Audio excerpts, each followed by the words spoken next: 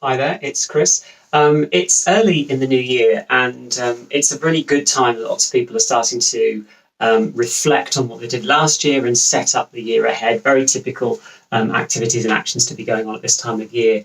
And it's at times like this when we do reflections that we realise how often and how much time we spend, for example, scrolling through our Facebook feed or our Twitter feed or our Instagram timeline. And then only afterwards realising, oh, how much time did I waste? What was the point of doing all of that? And the same is true for email. When we look at, so many people have email inboxes that are hundreds, sometimes thousands of emails long. And we try to convince ourselves that actually it's all either useful or it's dealt with. And the reality is that this is just taking huge amounts of brain space and head space. Every single little article or post doesn't seem very much. Every little email doesn't seem to be that significant. It's only a little email.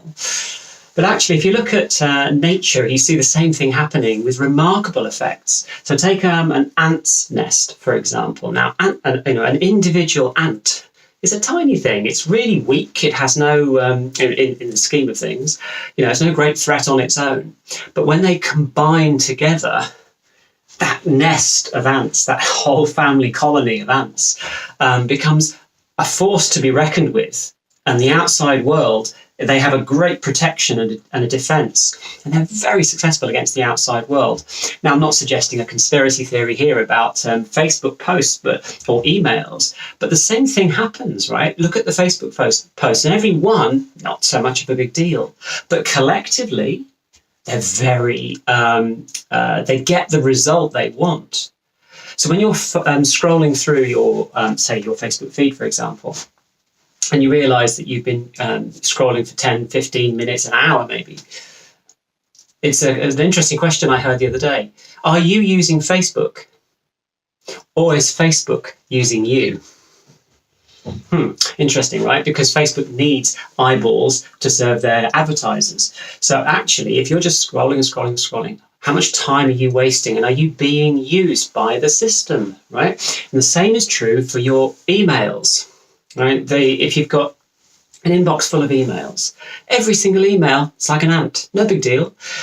And how many of those emails are coming from autoresponders for newsletters and promotions and status updates? How many times, especially at this time of year, have you seen emails saying, hey, you may have noticed we've been quiet for a while, and now they're going to start ramping up the communication, right? Every single one of those, no big deal. Collectively, now you have a problem. If in the year ahead you want to do something special, have better results than you did last year, to get better results, you need to do less. You need to focus more, and you need to be clear. And all of those distractions are not helping you in getting clarity and getting focus. So what's the way around it? Why does it happen, and what's the way around it? Well, why does it happen? FOMO, fear of missing out. This actually comes from our evolution.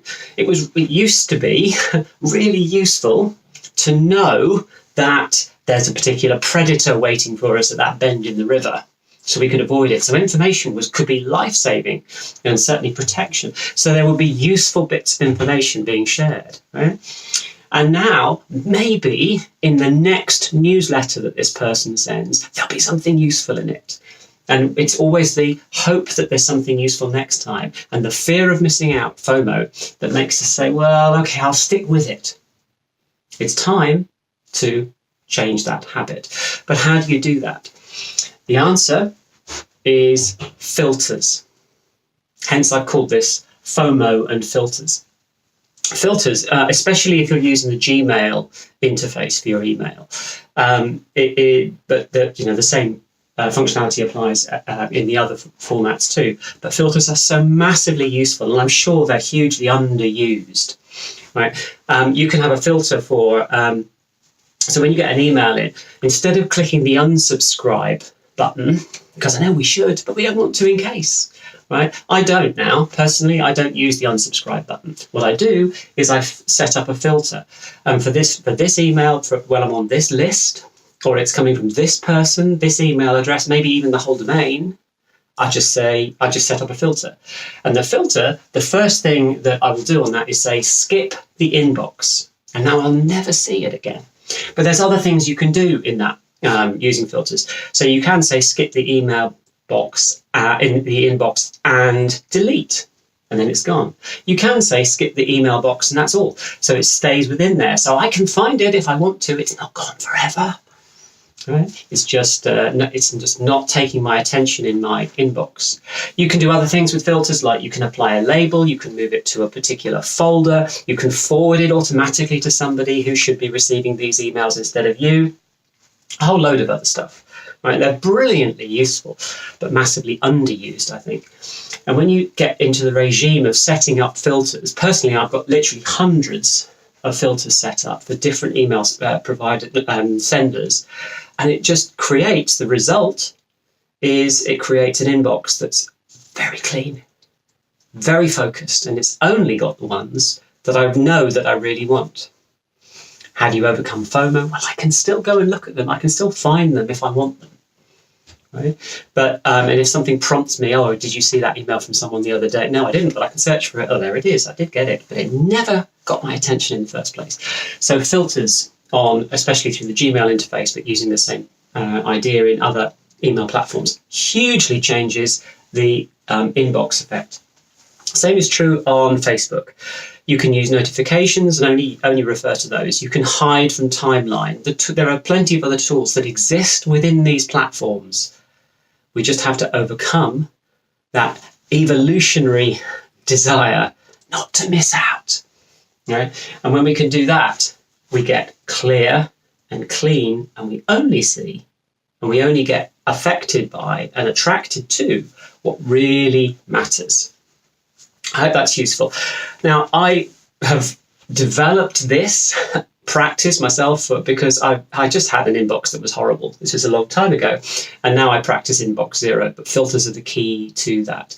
That's one little tool, but also the whole thing about distraction and staying focused and being reminded on what's important. I knew that I wasn't able to stay focused for whatever reason. I was always being distracted. So I knew that I had that problem to solve. And so what I did was designed and built a system to do it, so that now I get reminded and I get stay focused on what really matters.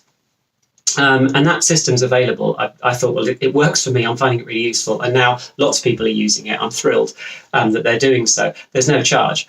It's just a system that's useful for you. So the link for it is at it'll be in the comments or in the description to this video, but it's the3fs.com/ACC, lowercase ACC, and go to that link and see what the system's about, because I'm sure it'll really help you. It's helping loads of people right now, and it's free, so go do it. I hope anyway all of that is useful. Stay focused, and let's have a really good year ahead.